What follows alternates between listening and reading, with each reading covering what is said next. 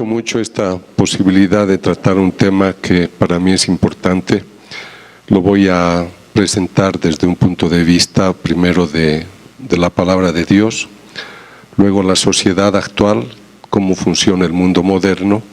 Hablaré de este sistema que hoy en la globalización ha creado el nuevo orden mundial.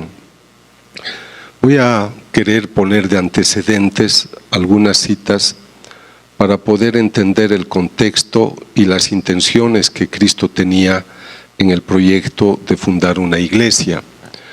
Primero en Juan 13:34 leemos cuando Él dice: yo les doy un mandamiento, uno, que se amen los unos a los otros como yo los he amado. Pero es importante cuando dice: en esto conocerán todos que son mis discípulos si se tienen amor los unos a los otros. Yo quisiera que esto lo tengan presente porque luego les mostraré unas estadísticas del mundo moderno para ver si realmente en esta sociedad hemos tomado en serio ese mandamiento de amor. Otro aspecto que a mí me llama mucho la atención y me hace profundizar el tema es el capítulo 6 de San Juan. Yo lo he leído tal vez más de 100 veces el texto, porque es muy profundo cuando habla: yo soy el pan de vida. El Señor quiere convencernos de que Él es el pan bajado del cielo y que el que come de ese pan tiene vida eterna. Entonces hay que ver, por eso les decía, son antecedentes para lo que les voy a mostrar en el mundo, cuánta gente ha asimilado que esta presencia viva del Cristo es realmente la presencia de Él. Ahora, hay un instante muy dramático en el capítulo 6 de San Juan, particularmente en el versículo 66, cuando sus discípulos, han escuchado que Él es el pan de vida y el que come su carne tiene vida eterna. Pero algunos dicen: esto es demasiado, esto no puede ser así, y muchos se marcharon. Entonces, aquí está la cita, cuando se marcharon, el versículo 66. El Señor ciertamente tiene que haber estado desilusionado. El Padre ha hablado de los discípulos. Discípulo en el término original quiere decir el que aprende. Entonces Él tenía alumnos, discípulos que Él iba formando, y por eso lo llamaban maestro. Entonces Él tenía muchos discípulos y al escuchar que hay que comer su carne, dicen: esto es demasiado, y muchos lo abandonan. Ahora, yo he leído mucho el texto porque he querido entender su emoción, sus sentimientos, su psicología, cuando ve que los suyos lo abandonan. Entonces Él tuvo que haberse sentido mal, y con esa nostalgia se dirige a los suyos y dice: también ustedes quieren marcharse. Cuando yo leí el texto y muchos lo abandonaron, yo dije: ¿por qué el Señor, que era maestro, que es maestro, por qué no fue por detrás para decirles: vengan, no se vayan, no es como ustedes piensan? Pero no fue por detrás, no les fue a decir: ¿qué pasa si a ti tu novia te dice no te quiero más? Tú vas detrás y le dices: ¿por qué? ¿Por qué no me amas más? Él no fue porque Él conocía los corazones. Sabía que ellos, como Judas, esperaban un líder que les diera otras satisfacciones que no sean el martirio, la paz, el servicio, la armonía. Entonces, cuando se dirige a los suyos, a mí esta respuesta de Pedro me fascina, porque muestra la maravillosa unción del Espíritu Santo que le sopla. Él es un hombre impulsivo, es un hombre a veces muy primitivo, luego va a negar al Señor en su cobardía, se va a fugar, pero acá iluminado dice: Señor, ¿dónde vamos a ir? Tú tienes palabras de vida eterna y nosotros creemos y sabemos que tú eres el Santo de Dios. Yo quisiera que se gocen también ustedes su vocación sacerdotal, el trabajo que ustedes hacen en Brasil, los que hacen el Padre en Colombia, ustedes aquí en México. O sea, ustedes han reconocido que es el Santo de Dios. Y ustedes se tienen que gozar de esta experiencia.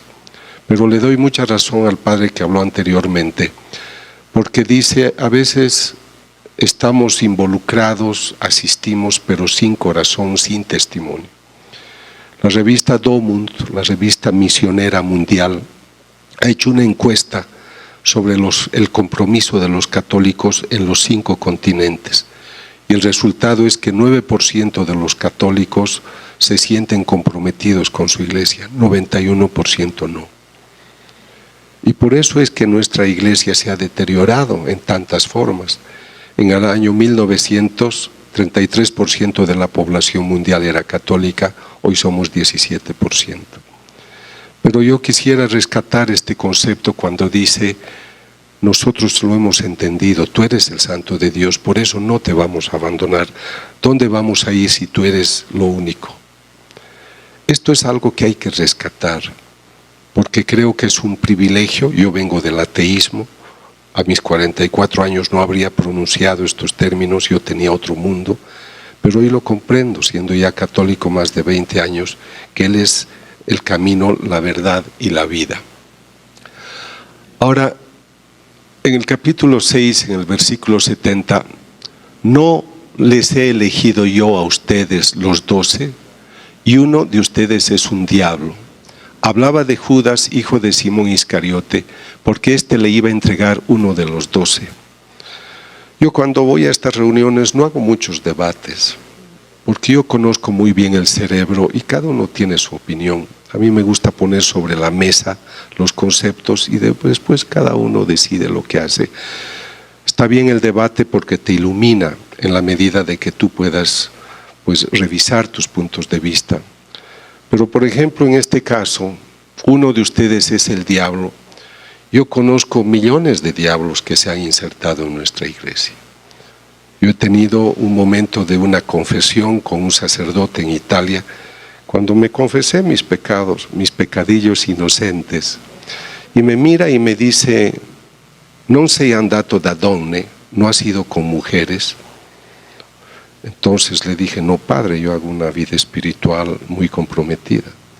Y me toma de la mano aquí y me dice: «¿E qué c'è? ¿Y qué tiene? Sei giovane. ¿Y qué tiene de malo? Eres joven, diviértete». Y esto me ha ocurrido muchas veces. Entonces, por eso el Padre ha sido tácito con la respuesta que te ha dado. Porque no es mi iglesia de derecha, de izquierda, subida, la iglesia es una sola. Cuando yo escucho que la gente dice es que la iglesia no se actualiza, la iglesia no camina al ritmo del mundo moderno, yo he pensado en un ejemplo. Dicen que la iglesia se debe acomodar a las necesidades, a las circunstancias. La iglesia es una, tal como la ha fundado el Señor.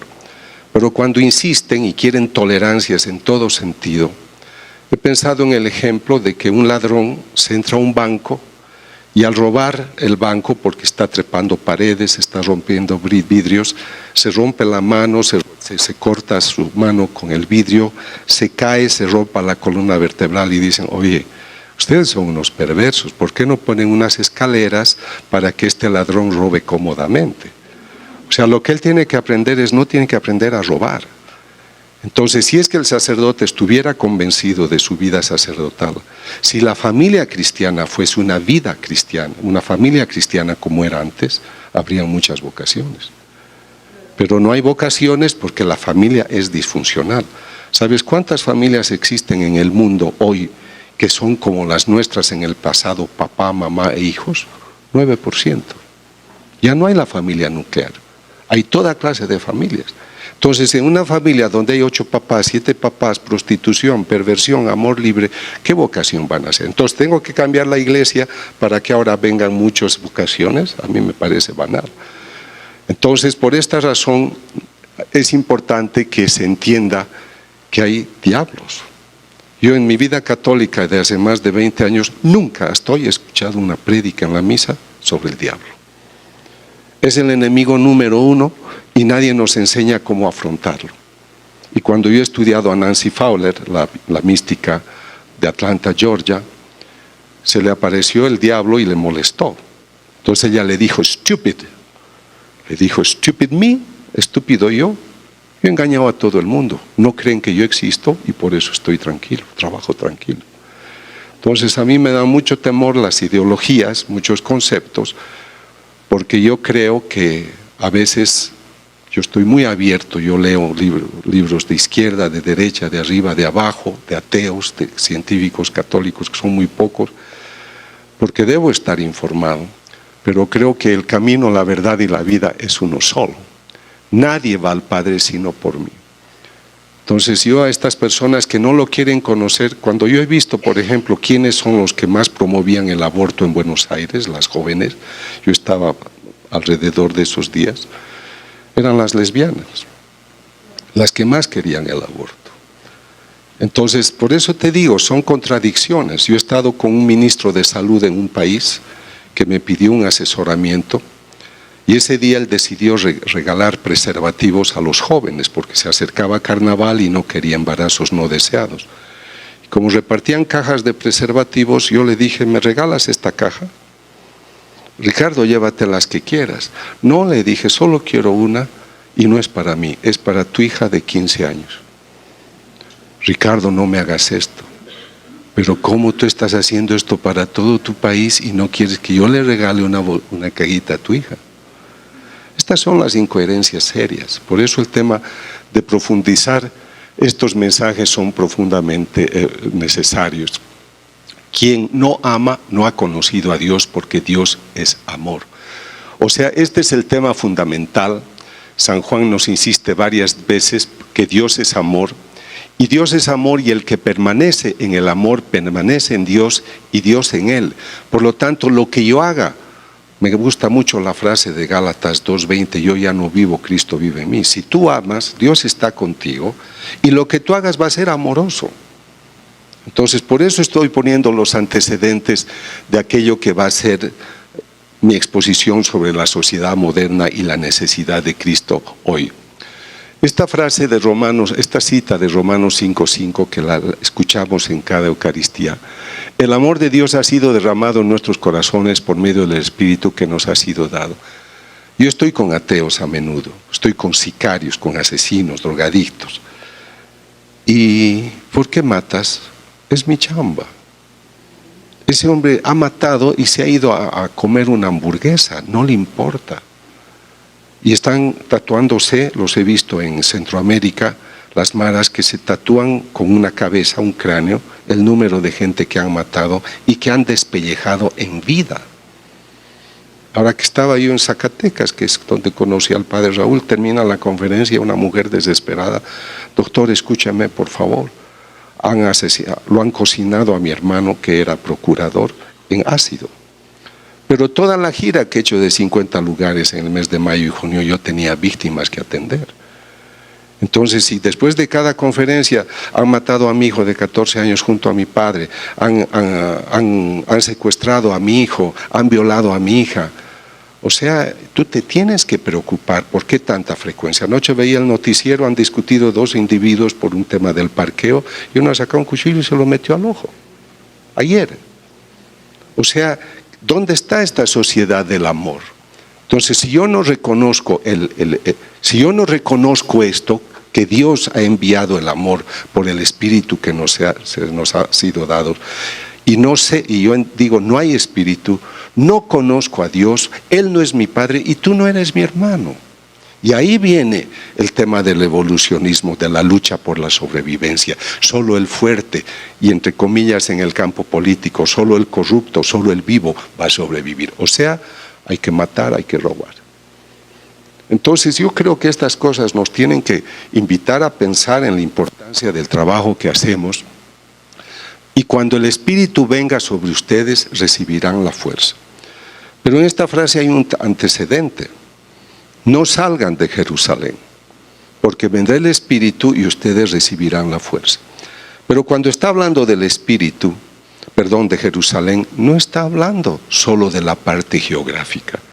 Le está diciendo, no salgan de la vida de gracia, de la intimidad que tienen que tener conmigo, porque es conmigo que pueden conocer lo demás. Sin mí nada pueden. Lejos de mí solo son miseria y pecado. Entonces acá es donde yo quisiera decirles, bajo estos antecedentes del amor, del servicio, lo que el Señor quiere para el mundo, Estamos en una sociedad tecnológica, una sociedad con grandes aportes. Yo soy feliz de una sociedad que permite la higiene, la educación, los derechos humanos. Pero eso no quiere decir de que nosotros hubiéramos reconocido más a Dios.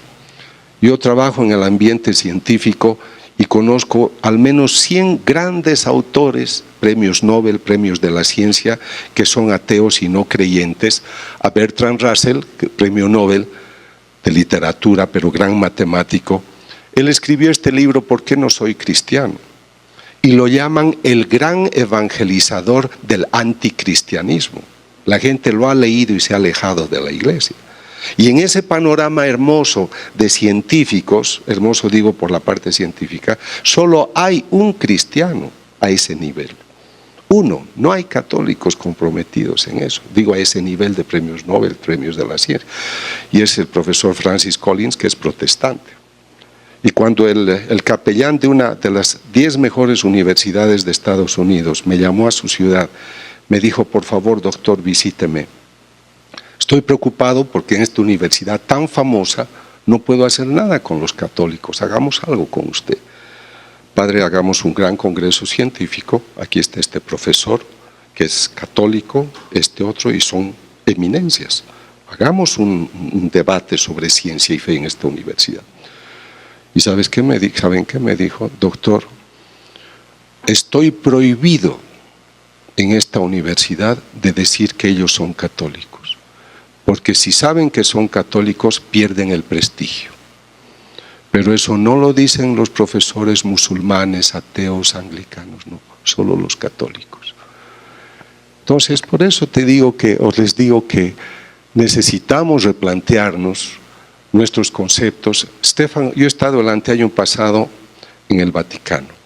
Ellos organizan a través de la Academia Pontificia de las Ciencias grandes encuentros. ¿Y quién era el gran orador siempre? Stephen Hawking, astrónomo que ha muerto recién y que él dice, no hay razón para invocar a un Dios que encienda la mecha dando inicio al universo. En el universo no hay espacio ni para Dios ni para milagros. El gran disertante en la Academia Pontificia de las Ciencias, ofreciéndole una gran plataforma para poder expresar sus ideas. Esto me ocurrió en Guatemala. No necesitas un Dios o una religión para ser buena persona. Si lo sabes, no estás solo. El profesor Richard Dawkins de Oxford, de su dinero, contrató 800 buses con un letrero, probablemente Dios no exista, así que goza de la vida y no te preocupes de nada. Y la acción de él se fue a todas partes del mundo. Yo no conozco un solo católico que hubiera sacado su platita para hacer una cosa así, ni siquiera en su casa. Entonces, por esta razón es que los otros nos ganan, porque son más decididos, son más generosos. Yo soy testigo, hago esta vida católica y me aplaude la gente, pero cuando hay que tocar el bolsillo ya no aplauden. Y esa es mi experiencia cotidiana. Y no se trata del dinero. Yo les digo a veces, no es el dinero, es el tiempo. No quieres ir 1 hora al Santísimo, pero estás viendo televisión 4 o 6 horas al día. Y aquí me vienen estas 2 frases poderosas de Isaías 1:2. Crié hijos hasta hacerlos hombres, pero se rebelaron contra mí. El buey reconoce a su dueño y el burro el pesebre de su señor, pero Israel no me conoce, mi pueblo no comprende. Y luego en Oseas 1:9, porque ustedes no son mi pueblo, ni yo soy para ustedes el que soy.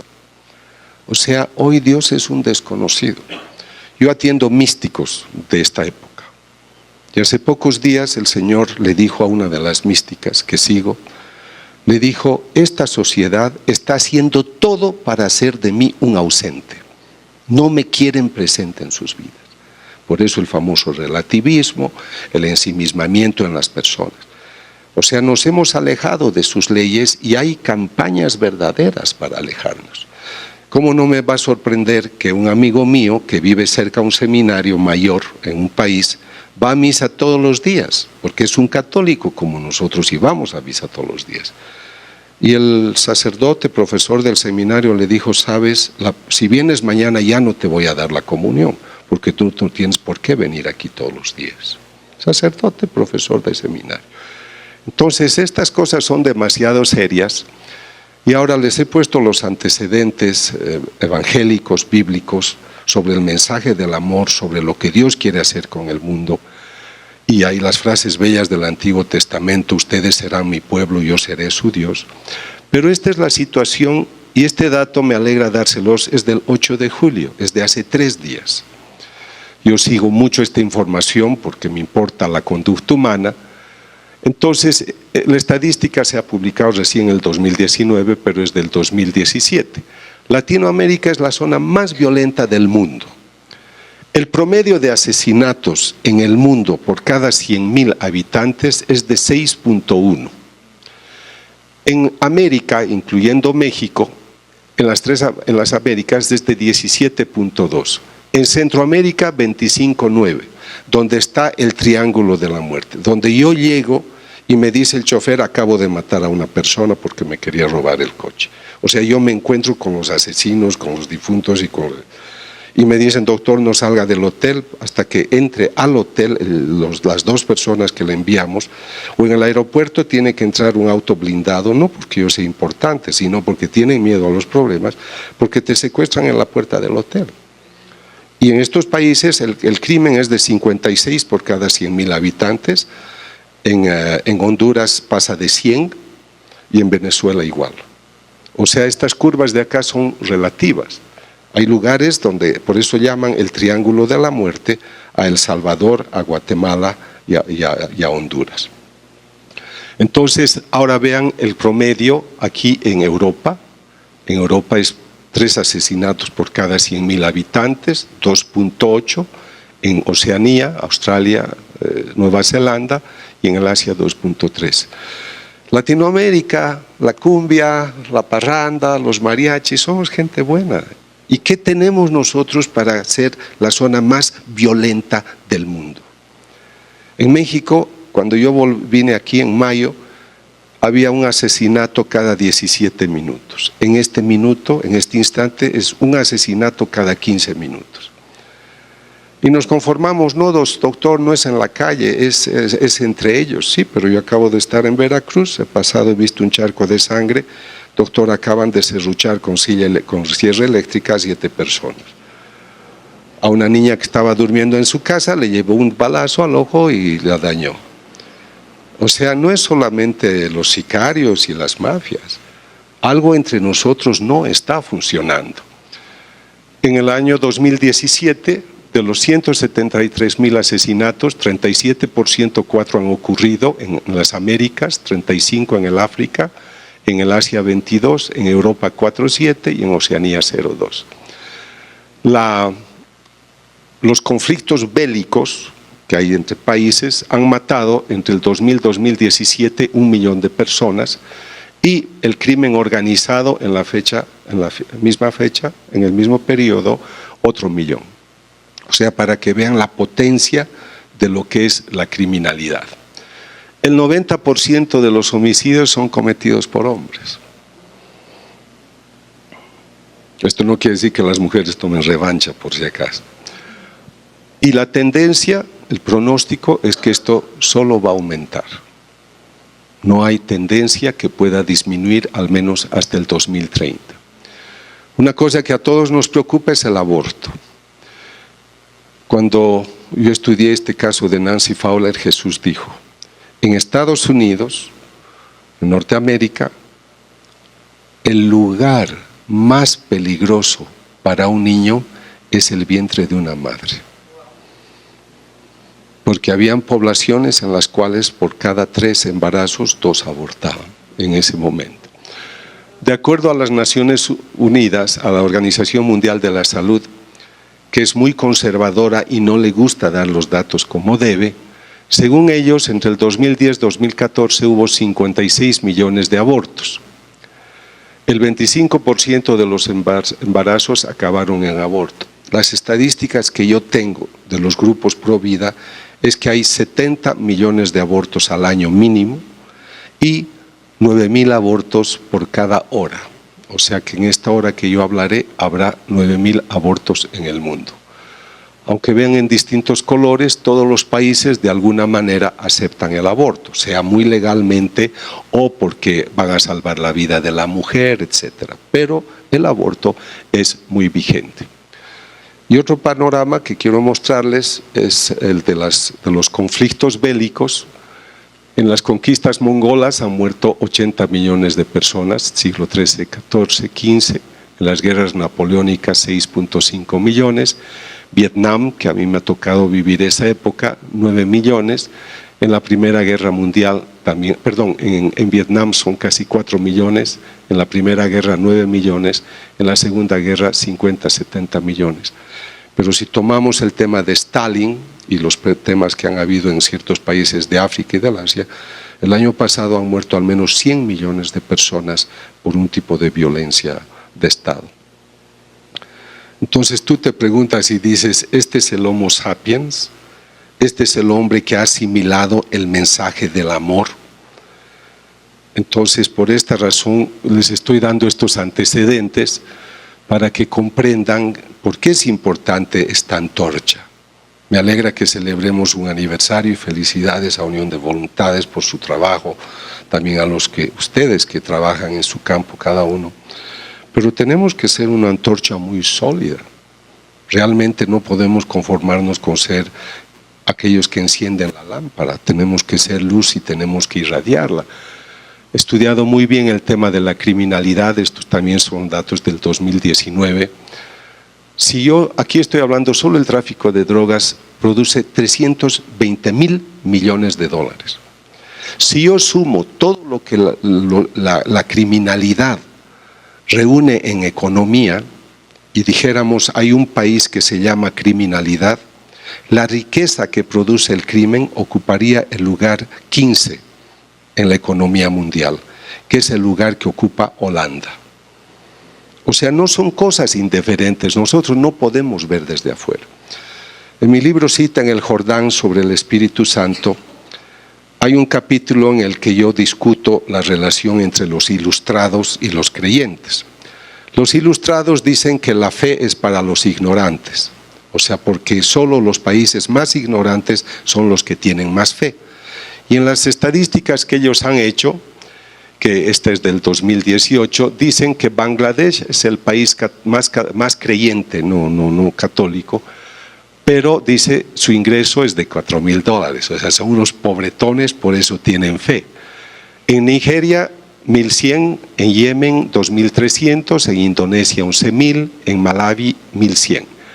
Pero en estos países ricos, como China, donde ganan 15.000, ahí está el ateísmo. En Estonia 29.000, en Checoslovaquia 33.000, en Suecia ganan $50.000 al año, en Dinamarca 47. Estos tipos millonarios no necesitan de Dios, ellos tienen plata. Los que necesitan de Dios son los pobres, son los ignorantes. No estoy tocando las estadísticas de Sudamérica, que ustedes ya las conocen.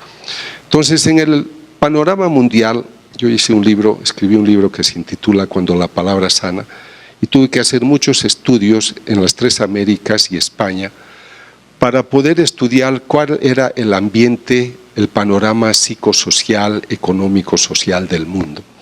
Y este es el perfil que me sale de un pluralismo ideológico, el relativismo del cual ya han hablado ustedes antes, el hedonismo, narcisismo, materialismo, centrismo, o sea, el hombre está centrado en sí mismo, insatisfacción, permisionismo, conformismo, inmediatismo, oscurantismo, nihilismo. O sea, nos falta sentido a las cosas, incertidumbre, no sé qué pasará con los gobernantes mundiales que hay hoy, no sabemos dónde llegaremos. Hay una situación económica y política regularmente inestable, violencia que aumenta y se impone un nuevo orden mundial, que es el que nosotros debemos conocer un poco más sobre el nuevo orden mundial. Es verdad que después de las guerras mundiales se crean organizaciones que puedan dar una opinión sobre esos acontecimientos. El hecho de que hubiera caído el muro de Berlín, que nosotros lo conocíamos como cortina de hierro, yo viví en Alemania Occidental durante muchos años, Estos cambios, estas guerras, estas amenazas, en teoría han culturizado más al hombre, lo han llevado a plataformas de diálogo, y aquí se ha empezado a ver dentro de estas organizaciones una influencia política, social, económica, cultural cada vez más fuerte. Pero quienes estaban poniendo su aporte y su cultura eran países potentes como Estados Unidos, la Unión Europea, China, Rusia. Entonces ellos van dando dirección. Yo me sorprendo, en mi país empezaron a aparecer unos hombres con unas cadenas que nunca yo había visto. Eran ya las copias que estaban haciendo de los mexicanos que en Estados Unidos se copiaban de los gringos, ¿no? Entonces empiezan a tener una influencia que va más allá y empiezan a decidir cosas. El presidente Pinochet, que fue un dictador, ha ido a Inglaterra y el abogado Garzón desde España dice que tienen que detenerlo porque es un abusivo.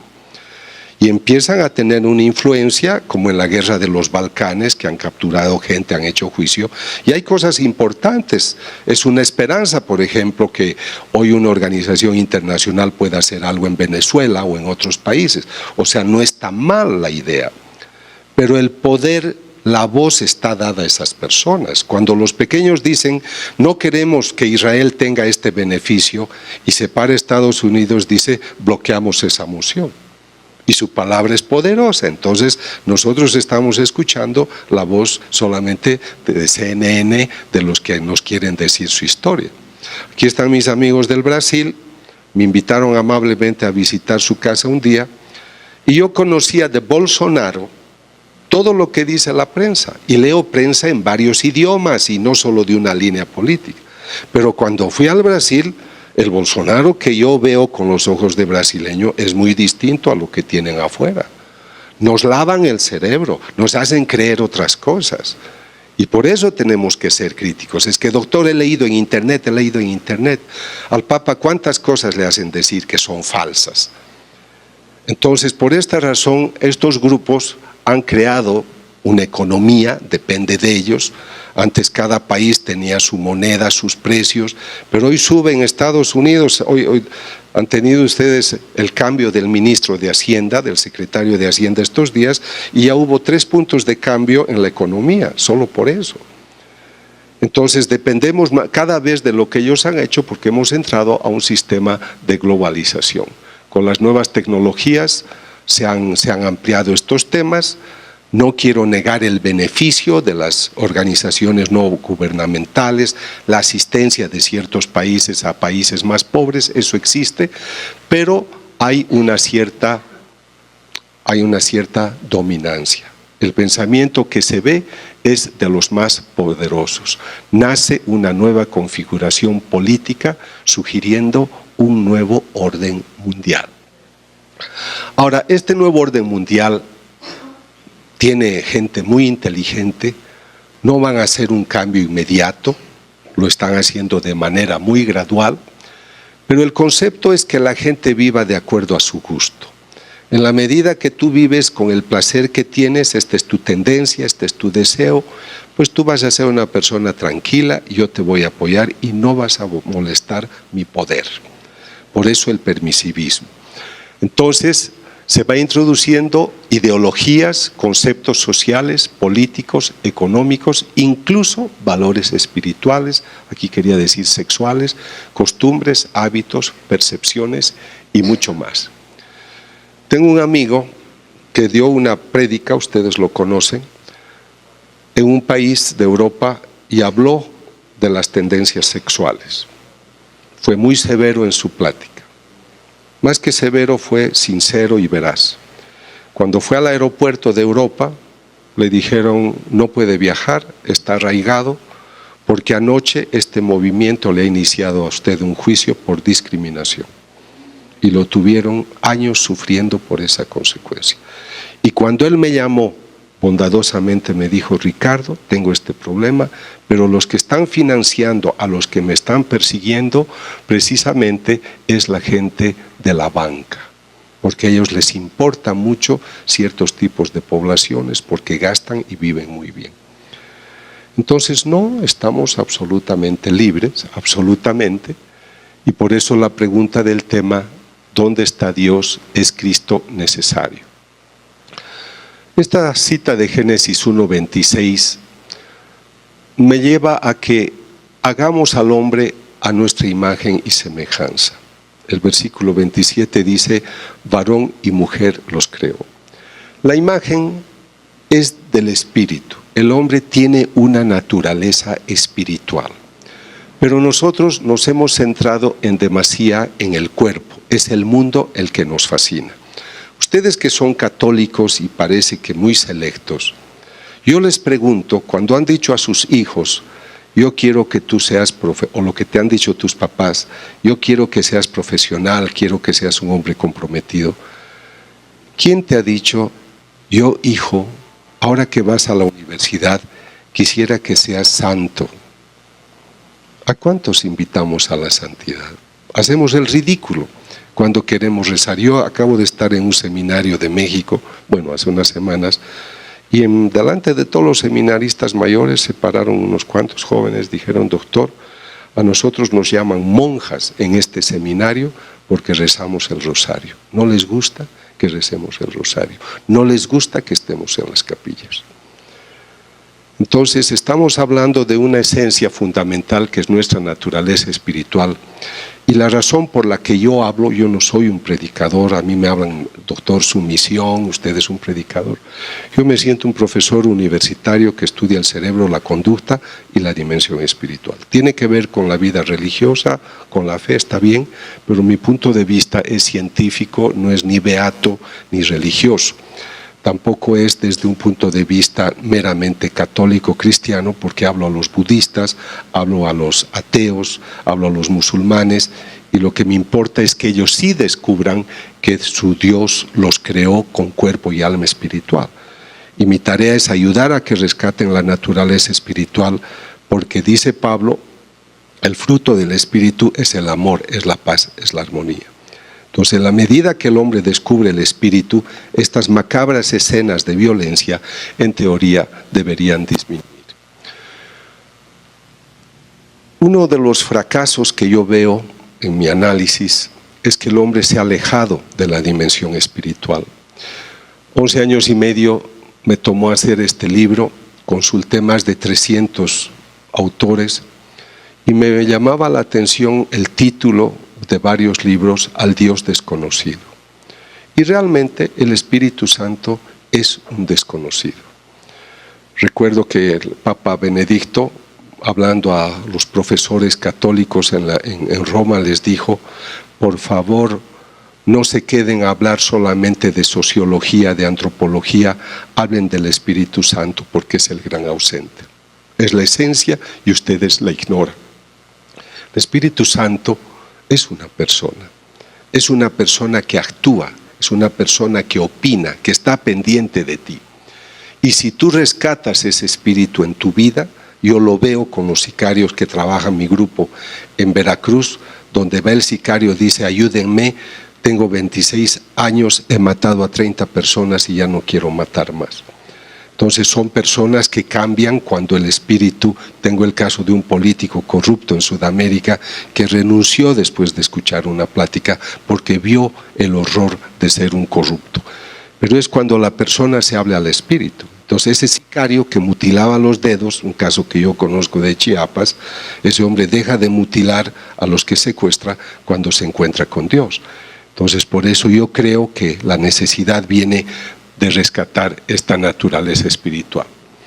Y ahora, para entrar a la recta final de lo que es mi mensaje hoy, les voy a hablar de un hombre muy centrado en sí mismo, ávido de riqueza, estafador, y por estafador se hizo rico, era muy avaro y egoísta, no era amado por sus vecinos, más bien era temido, con riqueza y poder económico hizo su mundo lejos de Dios. Les voy a hablar de esta persona. Pero antes me voy a Ezequiel 28:1. Hijo de hombre, eres muy engreído. ¿Te vas a hacer pasar por Dios tú que eres hombre y no Dios? Gracias a tu inteligencia, gracias a tus negocios ha aumentado tu riqueza y te ha crecido el orgullo en la misma medida que tu riqueza. A mí me sorprende en un ambiente científico. Yo soy astrónomo, yo soy neurólogo, yo soy fisiólogo. Dios no existe. Yo puedo demostrar que Dios no existe. Has hecho 5 añitos de estudio, 7 añitos de estudio, 2 letreritos de licenciado o doctor, y me quieres decir que 13.800 millones de años no valen nada. Esa es la ridiculez que nosotros a veces vivimos.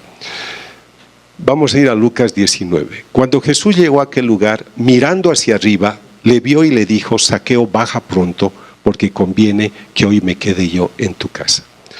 Estoy hablándoles, este hombre del que hablo es Zaqueo. Jesús miró hacia arriba. ¿Por qué? Porque hoy muchos se han puesto por encima. Dios no existe, Dios no me importa, hay que hacer leyes modernas, leyes adaptadas, todos nosotros tenemos que hacerlo. Dios sí es un anticuado. Y estos curas, pues ensotanados, ¿qué están haciendo acá? Entonces, Él mira arriba, Él se tiene que humillar. El hombre debería ponerse de rodillas ante Él. Pero ese Cristo que sabe: Señor, perdónales porque no saben lo que hacen, le mira arriba y dice: bueno, amigo, te tienes que bajar. Bájate, deja esto, bájate, porque conviene que yo vaya a tu casa. Me tienes que escuchar. Lejos de mí solo eres miseria y pecado. Entonces Dios mira hacia arriba porque tiene misericordia.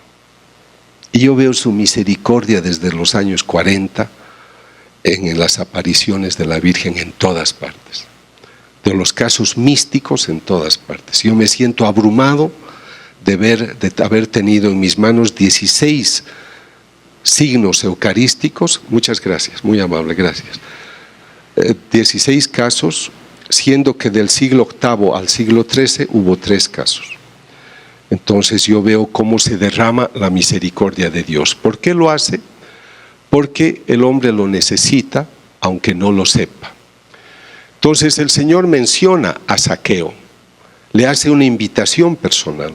Por eso les decía: gocen ustedes de su presencia en la vida espiritual, porque algún momento el Señor pronunció su nombre, nuestros nombres, y le dijimos sí. La invitación es personal. Pero cuando tú le has dicho sí, aquí hay algo que tú tienes que conocer. A veces en nuestra humildad decimos: no, yo no soy nada, yo no sirvo. En algo sí sirves, en algo sí es importante.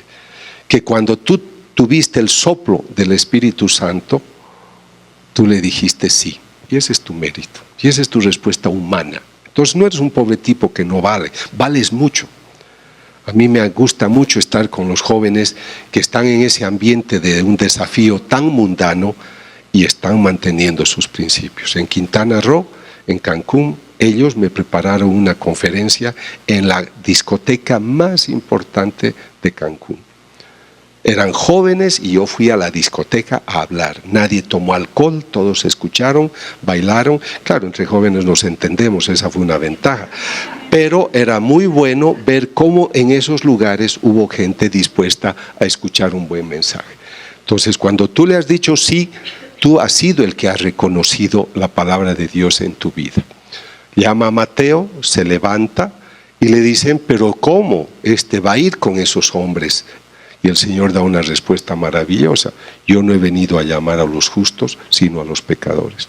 Por eso les he puesto los antecedentes de cómo va nuestra sociedad mundial. Y no quiero decir, el doctor ha sido muy selectivo mostrando las miserias. Este país está desangrado.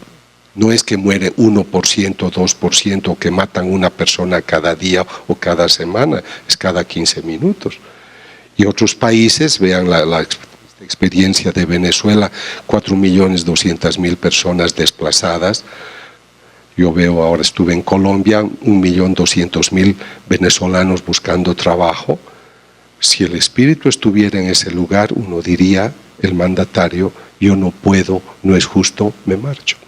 Ahí pueden ver ustedes el daño que hace la ausencia de la dimensión espiritual. Y el Señor le dice: Zaqueo, date prisa. Date prisa porque tu corazón está muy duro. Yo conozco a los místicos. Y a uno de ellos les dije: ¿por qué no le dices al Señor ya que intervenga? Esto es demasiado. y Jesús me mandó un mensaje. No sabes lo que dice Ricardo. Cuando tú veas lo que viene, quedarás pavorizado. Y tú, yo soy el primero en retrasar mis tiempos. Yo soy el primero porque lamentarán mucho. Pero ustedes han elegido su rey, han elegido su Dios, sus dioses en el mundo, y a esos los tienen. Intervendré cuando vean que eso no les ha sido de ayuda, pero eso es lo que han buscado. Entonces date prisa, yo no quiero padecer. Entonces Él está apurado a que rompamos cadenas, a que nos pongamos de rodillas, porque lamentablemente nuestro corazón se ha endurecido. El Señor habla con autoridad, ordena, baja, porque si bajas te salvarás. Él derribó a los potentados de sus tronos y exaltó a los humildes. O sea, tu poder no es nada en contra mía. Tú no me estarías haciendo esto si es que mi Padre no te lo habría permitido. Entonces Él nos está dando espacios porque respeta nuestra voluntad, pero es necesario que se quede en nuestras casas, que ingrese. Pero al ir a la casa de Zaqueo se gana un problema, porque otra vez las críticas, ¿cómo es que va a ir el Señor donde este tipo que todos odiamos? Porque Él ha venido donde los miserables. Yo me siento siempre abrumado cuando, habiendo sido ateo, pues hoy me toca estudiar lo que es el centro y culmen de la vida cristiana, que es la Eucaristía. Entonces, si el Señor toca hoy a tu puerta, ¿tú estás preparado para recibirle? A mí me parece muy bello que el Señor nos haga entender que es necesario que le dejemos entrar a su casa. Él quiere entrar, quiere morar contigo. Aquí será su reposo permanente. Hay una cita que les recomiendo leer del segundo libro de Crónicas, capítulo 7, 14 y siguientes, donde dice: si mi pueblo se arrodilla humildemente y pide perdón por sus culpas, entonces yo le perdonaré, escucharé sus pedidos, y aquello que me pidan se los daré, y haré de este lugar un lugar santo. Yo esto en mis pláticas en México insisto, porque yo creo que México es un país muy especial. La Virgen ha recibido la invitación del Señor de cuidar México. La respuesta cristiana que ustedes dan es maravillosa, como la veo también en Colombia, pero creo que debemos asumir responsabilidades para que Él se quede con nosotros. Y por último, lo interesante cuando entra a la casa, cuando le dicen sí, es que el ingreso del Señor a su casa es eficaz, porque Él dice: yo he robado a los pobres y les voy a devolver cuadruplicado. Ocurre algo. Y es lo que el Padre, cuando hablaba en su plática, el Padre que habló antes dijo: el testimonio de vida. Mi gran desilusión, y se los digo como hermanos cristianos, que el 98% de los católicos que yo he conocido, y tal vez yo soy parte de ese 98%, no damos el testimonio de lo que hablamos. Y se los hablo de 26 años de vida católica. Yo no he encontrado ni 2% de católicos que yo diga: estos viven la palabra de Dios. Ni 2%. Es difícil, es grave, es duro. Tampoco yo siento ser parte de ese 2%. Por eso he escrito el libro de la transformación interior, porque sin transformación no hay cambio. Y por eso creo que el Señor es necesario, porque si entra a nuestras vidas, Él nos va a salvar. Por eso la encarnación tiene el sentido, porque Él se encarna.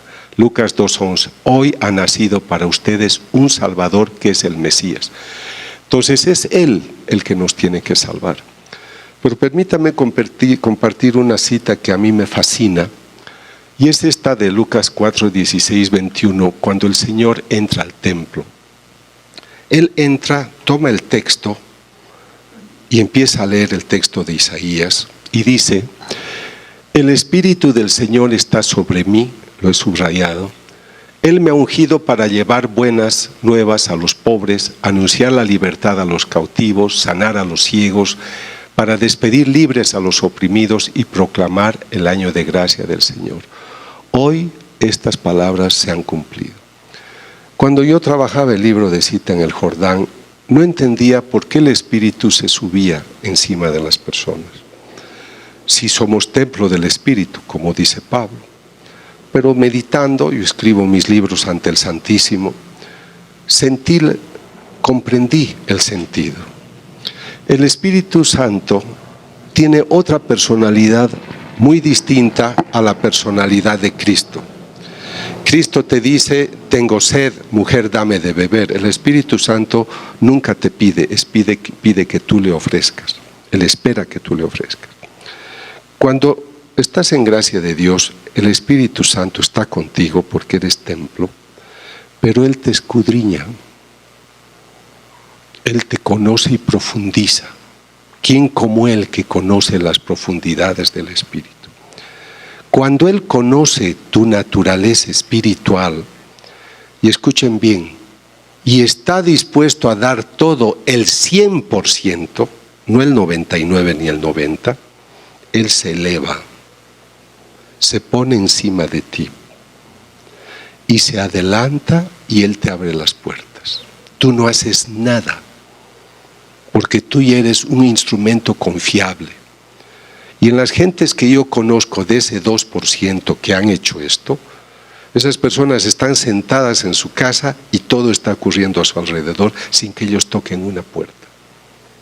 Sanaciones, conversiones, cosas que ni ellos saben y la gente se está convirtiendo. Pero la condición para esto es tu vida en gracia y tu identificación con la causa de Cristo, porque Él es el camino, la verdad y la vida. Para darte eso, para que tú lo conozcas, es que Él se ha encarnado y te deja este obsequio tan maravilloso donde tú tienes el ingreso inmediato a Él en la Eucaristía. ¿Cómo no me va a fascinar como investigador que yo estudie varias hostias y vino, y el vino sangra? Y ahora que trabajo más por un caso nuevo que estoy estudiando en otro país, he visto que en nuestras investigaciones hay unos genes que son el principio de la vida. ¿Cómo puedo tener un gen que permite que una célula crezca, se multiplique, sobreviva en un pedazo de pan? Pero no es un pedazo de pan cualquiera.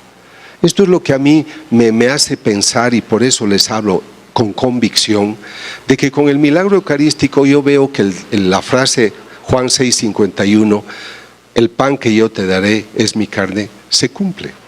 Acá tú tienes un Dios vivo que cumple. Y por eso me alegra tanto cuando hablo a universidades, a masas de gente, decirles, yo no te hablo de un fantasma, te hablo de un Dios vivo que se manifiesta, si no yo no estaría aquí. Yo tengo el gozo, el regalo de Dios, como ustedes seguramente, de entender que este Dios vivo está con nosotros. Que ustedes no han perdido el tiempo al decirle sí. Pero no basta lo que estamos haciendo. Pregúntense ustedes si le están dando el 100%. Jesús murió de un cuadro clínico que se llama hipovolemia. Ese cuadro quiere decir que se secó, no tenía una gota de sangre, no tenía una gota de líquido en su cuerpo. Por eso las últimas gotas que estaban en la aurícula del corazón brotaron y dicen sangre y agua. El Señor derramó hasta lo último. ¿Y cuánta gente yo he visto que como había el partido de fútbol no iban a misa el domingo? Y porque yo tengo otro acontecimiento, pues Dios puede esperar. Y puedo estar 6 horas bailando, que está bien que bailes, pero no quieres ir media hora a la Eucaristía. Y si la misa dura 1 hora o más, ya estás pues muy molesto con el cura que tarda tanto en su misa. Entonces creo que estos milagros nos tienen que llevar a la persona de Cristo. Cuerpo, sangre, alma y divinidad, pero una persona que mira. Tantos mensajes que yo he leído donde el Señor dice, tu Dios te agradece por el trabajo que haces. Este trabajo debería haber hecho mi iglesia, pero no me escuchan. Hablan de mí muchos, pero no hablan conmigo. Viven de mí, pero no viven para mí. ¿Y cuántos visten ropas consagradas y su corazón está desconsagrado? Después de 2000 años todavía no me conocen y me siguen crucificando. Entonces yo creo que hay que promover este acercamiento. Cristo es necesario porque sin Él no somos luz, no somos palabra. Entonces, si en el pasado hemos sido tinieblas, vayamos como hijos de la luz. Hagamos de que esta luz la conozcan muchos. Y esta cita es muy oportuna de Romanos 12:2, porque es un desafío a los movimientos sociales, y no se acomoden a la forma de pensar del mundo presente, más bien transfórmense en la renovación de su mente para que distingan cuál es la voluntad de Dios y no la voluntad del político o del filósofo de moda. Entonces este es el centro. Para eso te tienes que arrodillar, para eso tienes que aprender a conocer cómo el Señor te habla. Vas a hablarle al Señor en la oración, vas a reflexionar el sentido de lo que le has dicho, vas a meditar preguntándote si lo que le has dicho es lo que Dios quisiera para ti. Mira tus dos pedidos con los ojos de Jesús y luego quédate en silencio en la contemplación para que aprendas a conocer cómo Él te habla, y mejor si lo haces ante el Santísimo. Esta frase es la última con la que el Señor le habla a Faustina y le dice: la humanidad no hallará paz hasta que se aproxime a la fuente de mi misericordia. Vamos a tomar muchas iniciativas políticas, económicas, y está bien que cada uno haga lo suyo, pero creo que no vamos a poder lograr los objetivos si nosotros no hacemos algo para que la gente descubra que ahí está la fuente. No quiero prolongarme mucho, termino en unos minutos, pero me hablan de crisis de vocación.